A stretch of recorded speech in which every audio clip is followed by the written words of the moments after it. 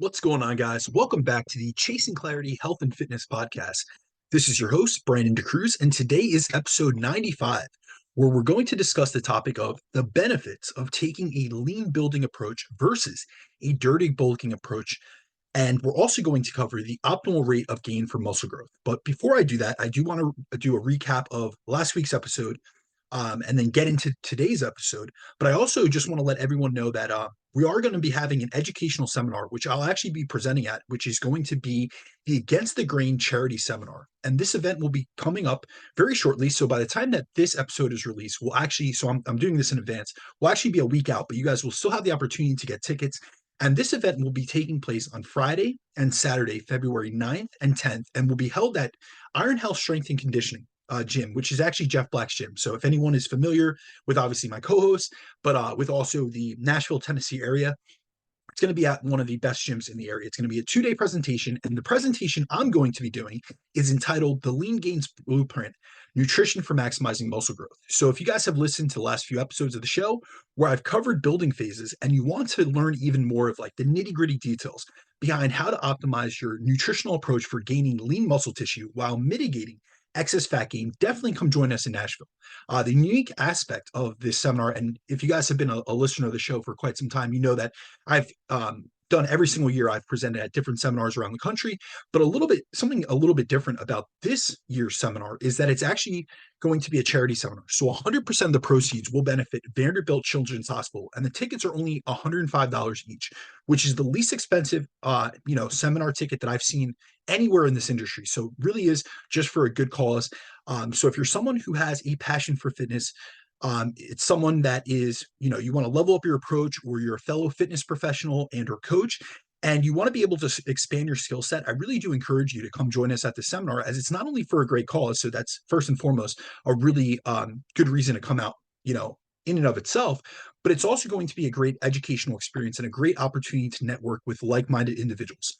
So if you guys have any questions about the event, feel free to reach out to me. I'd love to see any of you down there. So if you are planning on coming, definitely hit me up, whether it be through email or through DM on Instagram, and let me know, because I would love to be able to meet any and all of you guys, while I'm out there and while I'm presenting.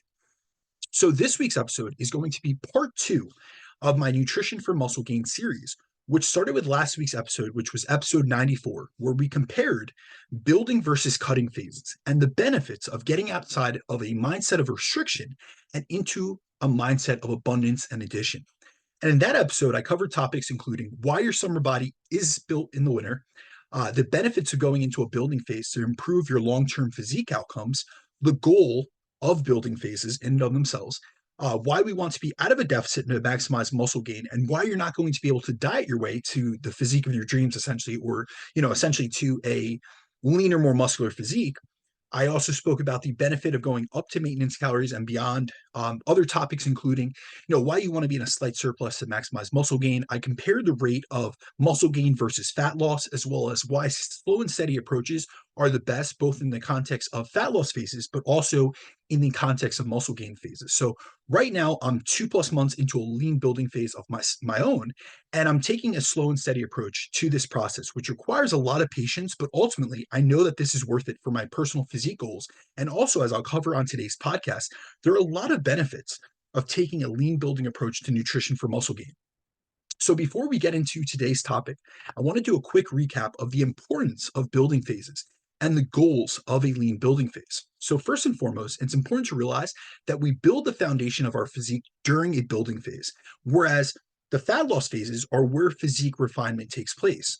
So if you're someone who's currently not satisfied with your body composition yet, you've only been focusing on the fat loss, side of things, you're doing yourself a disservice in terms of the physical and mental progress you can achieve by getting out of a deficit and sufficiently fueling yourself to improve how you perform in the gym, how you feel, how you function, and the overall look, shape, and muscular development of your physique, as we can't build a lean muscular physique from nothing. So you can't, sculpt, a pebble out of a rock that isn't there, essentially. So we need, resources, and we need to build a foundation to be able to reveal a physique that we're truly happy with. Now, today we're going to dive into lean building phases versus dirty bulking approaches to muscle gain. However, it's important to start out by first outlining the goals of a lean building phase, which are to accrue lean mass, to minimize excess fat gain, to improve our training performance in the hypertrophy rep ranges, meaning anywhere between, say, 5 to 6 reps on the low end, up to 25 to 30 reps on the high end. But most of the work, most of your training should be within, like, say, the 6 to 20 rep range. We want to enhance our strength development and our progression within our strength. And then we also want to focus on physique and performance progression and on body composition improvement, not just scale weight gain. That's a really important aspect because it's not about chasing a higher scale weight. That is an indication that you are gaining tissue. However, it's not a goal of just chasing a higher scale weight week in and week out just for the sake of gaining weight. We are really trying to maximize muscle gain, which is a slow process. So it's a slow and steady increase in your scale weight over time, but it isn't something that should be drastic, and you shouldn't be, seeing pounds and pounds come on week in and week out, because that would actually be less conducive for the goal of a lean building phase. And that would be more along the lines of what we see many do, which is the dirty bulking approach, which often leads to excessive fat gain, which I know a lot of people out in the audience, and then also just speaking in the context of the clients that I coach, I know that that's not their goal. They want to maximize muscle gain, but they also want to mitigate and reduce the propensity of gaining increased fat mass, essentially. All right, so now on to getting into the topic of calorie intake and rate of gain for muscle growth. The first thing we need to focus on when trying to maximize our lean gains in a building phase is our calorie intake and what state of energy balance we're going to be in to build muscle. Meaning, are we going to be eating in a calorie deficit? Or are we going to be at maintenance calories? Or are we going to be in a slight surplus? And although some individuals can build muscle while eating in a calorie deficit, being in a deficit does not allow you to maximize your ability to gain muscle, as dieting is more of a catabolic process, meaning we're burning energy and trying to oxidize stored fuel substrates like our body fat to fuel our activities rather than being in an anabolic environment where we have sufficient fuel and energy resources available to build the maximum amount of lean muscle tissue possible.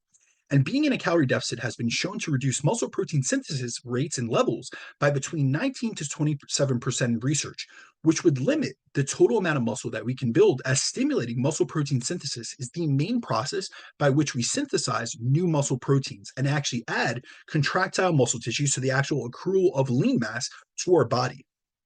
So when you're in a substantial deficit and you're losing weight, your body isn't as responsive to protein intake and isn't able to stimulate the building of muscle mass as well. And we also see increased rates of muscle protein breakdown, where there's an increase in protein being used as a fuel source, especially in those who are already lean to begin with, which is why building muscle in a calorie deficit is more difficult and occurs much, much slower than building muscle in a surplus. We also have to consider some of the effects and adaptations that come from being in a deficit, such as the diet-induced metabolic adaptations we can incur with weight loss, which include various things that we've covered on the show before, but some of them that are really going to alter our state of anabolism as well as hinder our ability to gain muscle is we see a lowering of sex hormone production, where our levels of testosterone and estrogen decline. We see an increase in catabolic hormones like cortisol and a decrease in anti-catabolic hormones like insulin, which all compound to limit our rates of anabolism and hinder our ability to lower the rates of muscle protein degradation, aka muscle breakdown, which, if we really think about it as a multifactorial equation, essentially, it's essentially like a cake. We want muscle protein breakdown to be lower. We want rates of muscle protein synthesis to be higher. We want to be in an anabolic state. So being in a deficit is putting you in a state that is less conducive for muscle gain. So really what we want to do is shift out of that state of being in a calorie deficit and stack the cards in our favor, stack the deck in our favor to be able to gain muscle at the highest rate and the most efficient and effective rate possible. And as a coach, I always aim to put my clients in the best position to succeed for their specific body composition related goals. And when a client comes to me with the goal of gaining a substantial amount of muscle to shape and improve the overall look and strength of their physique, the first thing I want to do from a nutrition and calorie intake perspective is to ensure that they're not in a deficit and not underfueling themselves or engaging in habits and practices that could limit their ability to gain muscle. And these could include things like training fasted, under eating protein, not fueling themselves before and after training, so not utilizing the principle of nutrient timing, going long periods of the day without eating, or under eating all day only to overeat at night. So these are many habits that I see many people come to me, and many clients, I'm going through their intake or I'm discussing their nutritional habits and their schedule, And I'm realizing these are bottlenecks that are holding them back from reaching the best physique that they can. But also with these same clients, there's a correlation between those habits as well as their frustrations in terms of not being able to gain muscle. A lot of times, these are the type of individuals that come to me and they say that they really dislike their body composition. They feel, quote unquote, skinny fat, which I hate that terminology. However, essentially what we're getting to is the fact that they're under muscled and they have an excess amount of body fat for the physique that they're really desiring and what they really want to get to. And so if someone has the goal of maximizing muscle gain, I'm going to aim to put them a bit above their maintenance calorie intake to put them in the best position to succeed in the pursuit of this goal, as muscle growth is already a slow and challenging process to achieve. So my aim is to stack the deck in their favor. And two main ways I can do that from a coaching perspective is to first and foremost optimize their approach to training so that they're training in a progressive manner that's designed to maximize muscle hypertrophy. And then on top of that, I'm trying to pair their nutrition and their training, or their training and their nutrition rather. And so what I'm trying to do is the second component of that is I'm ensuring they're sufficiently fueled to be able to gain muscle at the most effective rate possible for them as a genetically unique individual. And whenever I'm creating a muscle gain program for a client and I'm looking to determine how much of a surplus a client will need to build muscle, I consider a bunch of factors based on that specific client that I'm working with. So it's not like I can just throw out this generic calories surplus recommendation and it'll apply to every single one of you out there. Because what we have to realize, and really, oftentimes I get these questions and people want these black and white answers. And that's the reason that I do a lot of the content that I produce, or a lot of the questions that I answer, it's in long form content because I am a coach. I'm in the trenches with people. And I know that in real world, it's not a black or white thing. There's so much context to be taken into consideration. And so really when it comes down to it, with my experience, I always keep in mind that coaching is both an art and a science. And the approach I take and the calorie surplus that I use will depend on many factors for that client. So I'm going to look at things like, how long has this client been training for?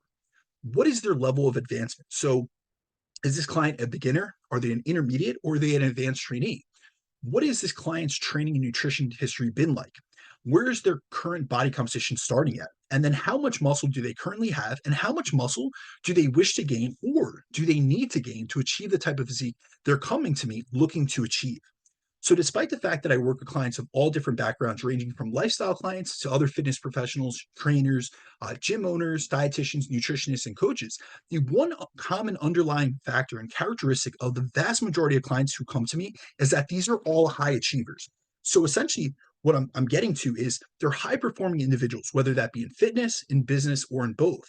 And so, what I find is that when muscle growth is the goal, the vast majority of clients I work with come to me and what they're seeking is they want a coach who can optimize their approach for gaining as much muscle as possible while also limiting excess fat gain. Because oftentimes, what I have experienced or what I've noticed is that these are individuals that have either tried it on their own and they've gained an excessive amount of fat mass, or they've had gone through other coaching systems or whatever it may be, and they just haven't been able to achieve the physique they want. So oftentimes they're looking to me to be able to help them break past those barriers that they've encountered previously. Throughout the course of this podcast, I'm going to tackle this topic from the perspective of my average client and listener of the show who is focused on improving their physique through building more muscle, but isn't interested in gaining a ton of body fat in the process, as how they look and feel in their body is their main focus and goal that we're working towards improving together. So it's not just about getting as big as possible and gaining as much scale weight as possible and just being a larger human being and taking up more space. It's really about becoming a better version of themselves. And that's really what we're going to focus on today's podcast. So when it comes to nutrition for maximizing muscle gain, we first need to go over the nutritional hierarchy of importance for muscle growth to be able to lay the foundation for what needs to be focused on during a lean building phase. And when we look at the nutritional hierarchy of importance, the foundation to everything is your habits and your behaviors around nutrition.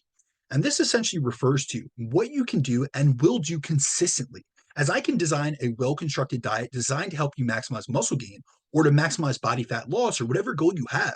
But if you don't consistently follow it, you will not maximize your rate of progress, and most won't see the results that they desire. So, we first need to start with focusing on consistency with your nutrition, because without consistency and adherence, your rate of progress will be hindered and you won't maximize your return on investment. Then from there, we have energy balance and protein intake. And essentially, what this refers to is your total calorie intake and your total daily protein intake, which are the two most influential nutritional factors that will impact your body weight and your body composition. Then we get into the two other macronutrients. So these are carbs and fats, which are our energy sources and fuel substrates. Then on to micros, nutrient timing, and last but not least, we have supplements. And in order to maximize muscle gain from a nutritional perspective, there are a few boxes we need to tick to accomplish this goal. So, first, we want to enter a slight calorie surplus to provide sufficient energy availability to have enough fuel for all of the physiological processes and for the process of building muscle. We also need enough energy, aka calories, to cover the metabolic adaptations associated with gaining muscle. Because what you have to realize is that when you increase muscle mass, this is metabolically active tissue, which is going to increase the total amount of calories you burn per day. So the more muscle you gain, essentially, you'll usually see that you will need and you will require more calories because your calorie expenditure is increasing as well.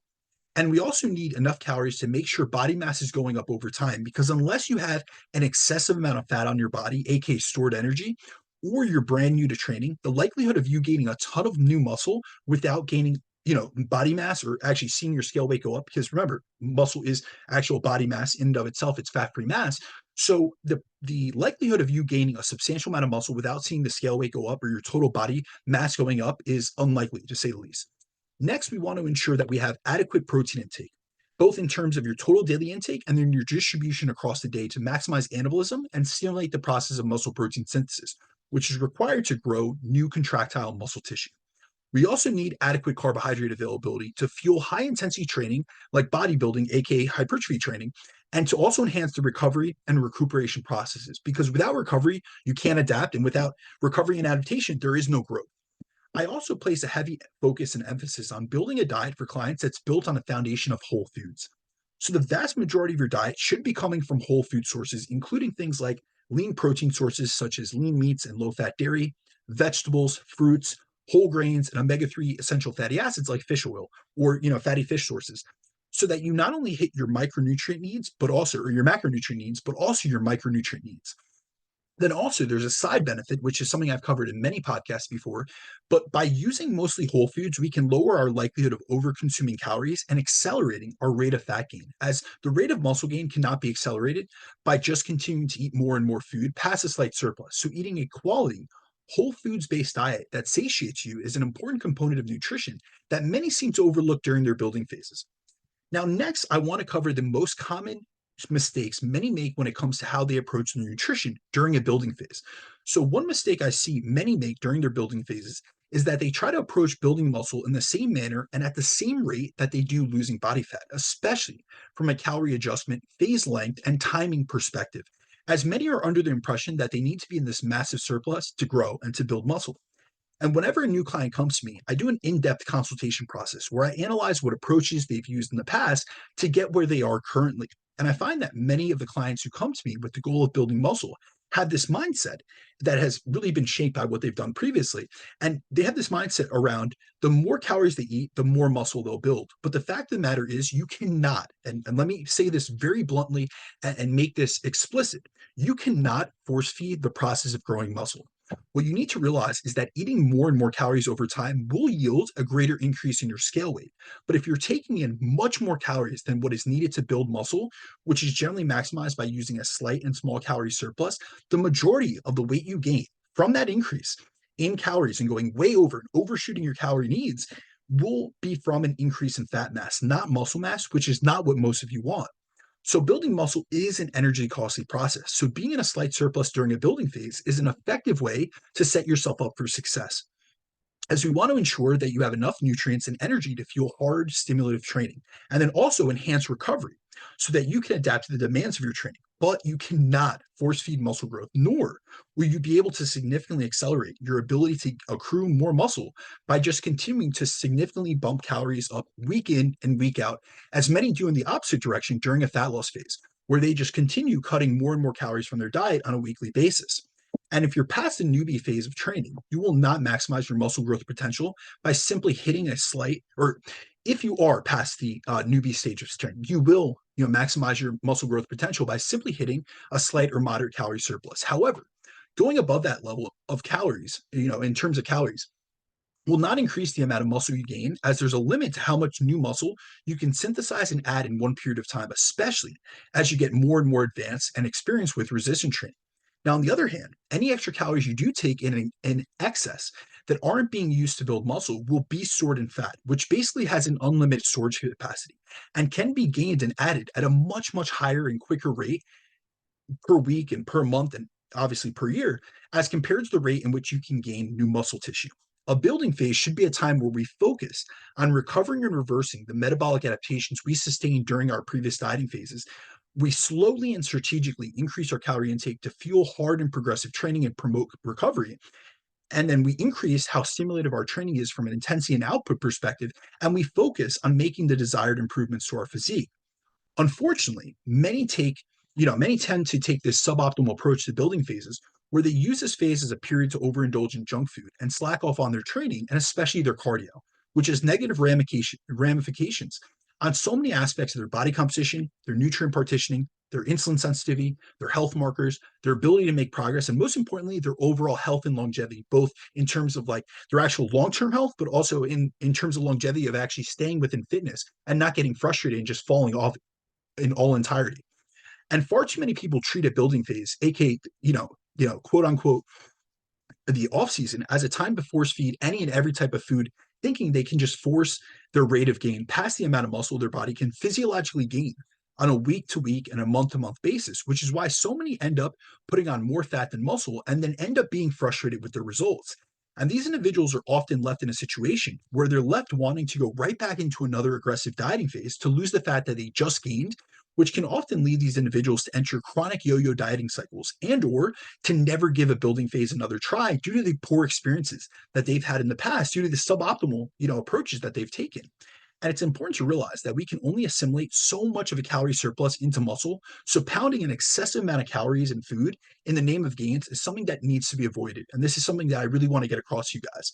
And you have to realize that just because a professional athlete that or a bodybuilder that you see on IG can get away with eating fast food or junk every day and still get results in spite of what they do doesn't mean that we should follow their lead, as genetics play a massive role in one's ability to stay lean and put on muscle as compared to gaining fat. So this is where it's really important to be selective about who you follow and what sources of information you choose to take in and even choose to look at, because oftentimes this can just lead to frustration where there's like this active comparison where you're comparing your approach as well as your progress and your journey with someone else's, and you really don't know, especially in the context of social media, how long has this person been doing this? Do they really eat like that on a daily basis? Are they only showing us their cheat meals that are on occasion, or do they really even eat those meals? Because I'll tell you guys, I've worked with many influencers over the years, and I also, from a professional standpoint, worked at many supplement companies that had sponsored athletes. And I remember being at dinners for conferences that we were at, where we would be in an expo, and there would be individuals that were social media influencers that were on our team, and they would order, say, a burger and fries or something, an indulgent meal. And they would take a picture of them flexing in front of the actual meal. And then they would say, does anyone want this? Because they didn't actually eat those foods. They did it just to get likes and to be able to have some flashy picture of them shirtless at a restaurant, which was incredibly embarrassing for me to sit through, for me to like be in the same dinner location or the same table as them, and they're taking off their shirt in the middle of a restaurant. But that's a story for another day. But at the same time, they didn't actually eat those foods. They ate very clean foods. They ate whole food based diet, and a lot of times it was more so they were doing this for the gram rather than giving you a realistic depiction of what they did on a daily basis. And overall, if you want to maximize your ability to gain muscle and avoid excess fat gain, you should be looking to take a slow and steady approach to a lean building phase rather than bouncing between extremes like so many do in the general population, where they yo-yo between extreme deprivation and aggressive deficits during their fat loss phases to overindulgence and excessive eating during their building phases, which is something we really should work on rectifying and taking a more moderate approach, a slower and steadier approach, which will lead to better muscle gain results as well as body composition outcomes in a building phase. But then also on the opposite end of the spectrum, when we take a slower and steadier approach to fat loss, we retain more muscle, we lose more body fat, and we have I don't want to say an easier experience, but a more conducive experience in terms of being able to mitigate the ramifications of aggressive dieting, as well as making sure our biofeedback is in check and we can maintain better training performance during that dieting phase. Next, I want to compare and contrast a lean building approach versus a dirty bulking approach to nutrition for muscle gain. And there's a reason that I specifically refer to the approach that I take with my clients for muscle gain as a lean building phase instead of a massing phase or bulking phase. And that's because the goal is to gain lean muscle mass, not excess body fat or even just weight in general. A lean building phase is a phase where we eat in a slight surplus aimed at maximizing muscle gain while mitigating and minimizing excess fat gain. And that's done by gaining at a slow and conservative rate of gain. And the reason why so many people are weary and hesitant to go into building phases is because either they've done it wrong in the past or they've seen someone else do it and get fat, and now they try to avoid it like the plague. Which is why it's important to realize that just because you're in a surplus doesn't mean that diet quality no longer matters, which is a mistake many make as they take a building phase and the calorie surplus that comes along with it as a period to loosen up the reins of their diet quality and their food selection. And their diets start to become comprised of more and more tasty, hyperpalatable food sources and processed foods. And this often results in most of these individuals engaging in a dirty bulk, whether they realize it or not, which often results in you over consuming calories due to a lack of satiety. And the vast majority of people who get into these habits end up gaining an excessive amount of fat as a result. So, in comparison to a lean building phase, a dirty bulk often occurs when someone enters a building phase and starts to incorporate more and more hyperpalatable foods, processed foods, and junk foods into their diet, and thus goes into a larger calorie surplus and gains body weight at a faster rate of gain, which ends up predisposing them to gaining a lot more fat throughout the process of this phase. And so, the issue with taking a dirty bulking approach where food quality is poor, satiety is low, and calories are being overconsumed is you will gain an excess amount of fat, which will actually hinder your metabolic health instead of improve it, which is counterproductive to the goal of gaining muscle, as gaining muscle is a process that should improve your health, not diminish it. But if you're packing on a ton of fat in the process, you could actually get the opposite results that you're looking for, both in terms of a body composition outcome perspective and an actual, physique look perspective, but then also a metabolic health perspective. Now, there's no denying that these palatable and or processed foods are delicious and appealing, but those same qualities make them easy to overconsume, difficult to moderate our intake of and to control our calorie intake of, far less satiating and filling than whole food sources, and more calorie dense yet less nutrient dense, meaning they contain far more calories per gram and per serving, but far less micronutrients, including vitamins and minerals per serving. So, this is why I'm a believer that even when you're going into a calorie surplus, the foundation of your muscle gain meal plan should still fall in line with the components of a healthy dietary pattern, meaning you should consume mostly lean protein sources, whole grains, fruits, and vegetables, unrefined complex carbs, and healthy fats, which most of those coming from unsaturated fats like mono and polyunsaturated fat sources and omega-3 essential fatty acids. So the foundation, aka the vast majority of your diet, should come from whole and unprocessed food sources that are nutrient dense and highly satiating. And then a small portion of your diet can come from tastier foods, and you can have some increased and additional flexibility in what food sources and choices you consume. But there shouldn't be a large or a predominance of your daily calorie intake coming from processed foods, hyperpalatable foods, and high calorie yet nutrient devoid food sources, as these type of food sources will not only leave you predisposed to overeat, but can also have negative impacts on your health, which is something that I covered on episode 64 in great detail. And that podcast was on processed foods versus whole foods and their effects on metabolism, calorie expenditure, and on metabolic health. So the next topic I want to cover are the drawbacks to taking a dirty bulking approach during a building phase. And then I'm going to contrast that with the advantages of taking the method that I utilize with both myself and clients, which is a lean building approach to muscle gain phases.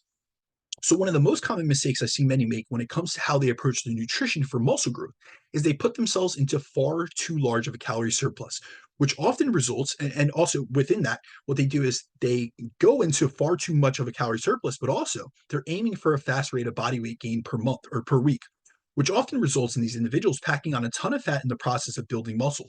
And this leads them to either ending the building phase early because they're uncomfortable with how they look, or they make it to the end of a building phase, but they've accrued so much extra fat that their next fat loss phase ends up being far more difficult and requires them to diet far harder and for far longer to drop the excess body fat that they've gained. And often when I speak with individuals who take on this dirty bulking approach, it's clear that they were under the impression that they needed to be in a large calorie surplus to build muscle. So they got, essentially they get into this mindset where they think they need to eat big to get big and believe that the more calories they eat, it'll yield more muscle gain. However, the issue with this type of mentality and this approach is it's another extreme approach that doesn't yield favorable results. And it's essentially the same type of extreme mentality or extreme approach that many take to dieting, where they think that the more aggressive of a deficit they create and the less calories they eat, the more fat they will lose. And although you will lose more total body weight, the larger of a deficit you create, you will be also more predisposed towards losing lean mass, which not only hinders your body composition and the look of your physique, but also lowers your metabolism and your total daily energy expenditure. So when it comes to building and cutting phases, the best approach for most to take is a slow and steady approach, as I covered on last week's podcast, where we make calculated adjustments to your nutritional intake to stack the deck in your favor for getting the results you want from a body composition perspective. And this is why it's important to realize that nutrition for muscle growth isn't just about eating as many calories as you can, but rather it's about sufficiently fueling yourself for the demands of your training. And this is why I'm not a big believer in this eat big to get big mentality, because although eating more and more calories will yield a greater increase in your scale weight and in your total body mass, if you take this approach, you will put yourself in a position where much of that increase in body weight is coming from additional increases in fat mass and body fat rather than from increases in additional muscle mass. And building muscle is an energy intensive and costly process. So, being in a surplus during a building phase is the best way to set yourself up for success, as we want to ensure that you have enough nutrients to fuel hard stimulated training and also enhance recovery so that you can recover and adapt to the demands of your training. But you cannot force feed yourself into gaining more muscle than you're capable of in any one period of time. So, the fact of the matter is, you can essentially maximize your muscle growth potential by simply eating in a slight or moderate calorie surplus, especially if you're anywhere past the newbie stage of training. However, it's important to realize that going above a slight or moderate calorie surplus will not increase the amount of muscle you gain, as there's a hard cap to how much new muscle we can synthesize, build, and add at one period of time, especially within a short period of time, as muscle growth is a slow process in and of itself. So, the best approach to ensure you maximize your ability to gain muscle and minimize your likelihood of gaining excess fat is to stay in a slight calorie surplus for an extended period of time rather than trying to rush the muscle growth process by going into a large surplus for a shorter period of time. So, this is why I'm more of a fan and advocate for longer building phases that are done with a smaller calorie surplus and with a less aggressive or a more moderate rate of gain per week and per month, rather than taking this like expedited period where you take 8 weeks and you really push your calories and you go for a fast rate of gain, because often what that yields is just fat gain, not muscle gain. And we also don't have any quality research that shows that a massive or even a large calorie surplus stimulates the increase of muscle much more than a moderate surplus. But we do have several studies comparing large versus moderate calorie surpluses in both intermediate and advanced trainees. And these studies find that those in the large surplus group generally gain around the same amount of muscle tissue as those in the slight surplus group. Yet, they gain significantly more fat mass as compared to those in the small or moderate calorie surplus groups, which is why I avoid using massive surpluses with clients, as building muscle is a slow process that we can't rush or we can't speed up by simply stuffing more calories down our throat. Also, my goal with coaching clients is to help them get to their goals in the most effective and productive manner possible, but to also ensure that they're doing so in a healthy manner, which allows them to make fitness a long term part of their lifestyle. So, taking a dirty bulking approach would run counter to a lot of the goals that I'm aiming for with my clients. I think a lot of people also neglect to consider the downsides that taking a dirty bulking approach can have on their body composition, their health metrics, and their ability to stay in a building phase long enough to actually see substantial progress from a muscle building perspective. As taking a slower, more strategic approach allows for a greater runway of growth and allows us to stay in a building phase for substantially longer because you're accruing less body fat. So there is no need to go back into a dieting phase. And when you take an approach to muscle gain where you eat in too large of surplus, you're going to accumulate body fat quickly, which is going to drive up inflammation. It's going to decrease insulin sensitivity, which are all going to compound on one another. And this leads many to an unfavorable situation where your body composition is looking worse, just objectively and also visually. For every pound you gain, you're gaining more of that weight from fat mass than from lean mass. You're losing insulin sensitivity and putting yourself in a position where you increase the likelihood of developing insulin resistance, which can impair your nutrient partitioning and your metabolic health. your overall fitness and conditioning levels are declining, which can impair your ability to perform in the gym and even in your day to day activities, as well as it could potentially impair your recovery. And your digestion can start to take a hit, which is important because you are not what you eat, but rather what you can digest, assimilate, and absorb. And what usually happens when you take an aggressive approach to bulking is that eventually all these factors they add up and they compound on each other. And you feel so uncomfortable with how you look and how you feel that you cut your building phase short, which limits the total amount of muscle you're able to gain. And all you really got out of that building phase was a higher amount of body fat that now you have to spend even more time, more additional time into dieting to get off. And you probably have to diet harder in order to do so. And I think many of us have made the mistake of taking a dirty bulking approach in the past and have seen the unfavorable effects it can have, which is why so many people tend to avoid building phases and would rather just focus on fat loss as their main goal. However, it's important to realize that these downsides aren't a inherent byproduct of building phases, but rather a result of taking a suboptimal approach to your nutrition for muscle gain, which is why I prefer to take a lean building approach to muscle gain for both myself and the clients that I work with. All right. So the last topic for today, and just to wrap this up, I want to really go over the last aspect of this, and really is what are the advantages to taking a lean building phase, especially for those that have not done this, or for those of you out there that are hesitant, or you're neglecting going into a building phase because of either a previous experience that was unfavorable, or you've seen someone else go through a less than optimal building phase experience. So for those of you who have yet to take a calculated approach to their nutrition for muscle gain, I want to go through the advantages of taking a lean building approach to gaining muscle mass. And there are many advantages of taking a lean building phase method when it comes to how you approach your nutrition and diet for muscle gain, as compared to taking a dirty or an aggressive bulking approach. And using this lean building approach allows you to gain more lean mass and less fat mass with every pound that you gain. It leads to better insulin sensitivity and better nutrient partitioning, essentially, especially as you add more and more muscle, as muscle is basically a sink for storing carbohydrates and disposing of glucose. You will have better overall body composition, which will allow you to feel better, look better, perform better, and function better. It allows for better biofeedback, including better digestion, better health metrics, things of that sort. This approach also allows you to have a longer, more productive growth phase without needing as many mini cuts or going into dieting phases to drop the excess amount of body fat that you've gained. It leads you to have having less additional fat to lose in your next fat loss phase, which leads to a less difficult next dieting phase in the future. It will help keep you more satiated and less likely to overeat calories and gain fat as a result of using higher quality, higher satiety food sources. It helps you better adhere to your nutritional targets, as you will have better appetite regulation and hunger management. So you'll be able to stay leaner throughout this phase, but also stay more consistent with your actual approach to nutrition, rather than if you were using hyperpalatable food sources, which are known to drive not only passive overconsumption, but excessive hunger and almost like a drive to eat more. It helps you have more consistent performance in the gym, helps you have better and more consistent digestion and digestive processes, and it helps you build and maintain better habits, which can then, we can then leverage later on for your next fat loss phase. And another aspect of using a smaller surplus during building phases that many overlook is the health effects or the health benefits. And by taking a lean building approach, this allows us to maintain better metabolic health and blood work as a result of having a more nutrient dense diet that provides not only the macronutrients needed to fuel muscle growth and performance, but also the micronutrients, including the vitamins, the minerals, and the cofactors needed for proper hormone production, enzyme creation, and to keep your physiology operating and running on all cylinders. I'm also big on tracking health metrics with my clients, and I've found that in those that I use a lean building approach with, they have better blood work, they have better hormone or better and healthier hormone levels. They have lower fasting glucose and fasting insulin values. They have healthier blood pressure and resting heart rates than they've had in the past when they've taken an aggressive approach to bulking. So we not only get better body composition outcomes and overall physique improvement during this phase, but we also maintain better metabolic health. And taking this type of lean building approach is something I've seen work extremely well with both myself and countless clients. So for anyone out there who wants to gain muscle or who fears going into a building phase because they haven't been able to have a productive growth phase to date, I really encourage you to shift your mindset on nutrition for muscle growth.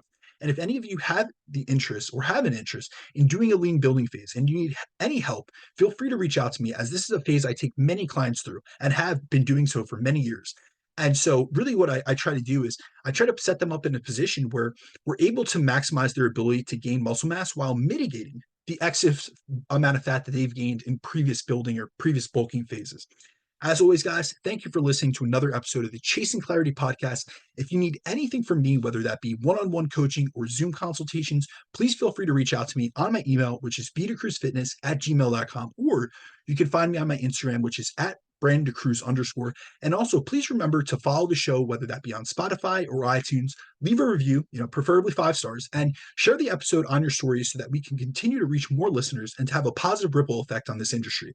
As my goal really is to bridge the gap between research and information and then practical application so that all of you out there can look better, feel better, function better, and live a life that includes walking around with better body composition and a mindset of abundance. As always, guys, thank you and have a great week.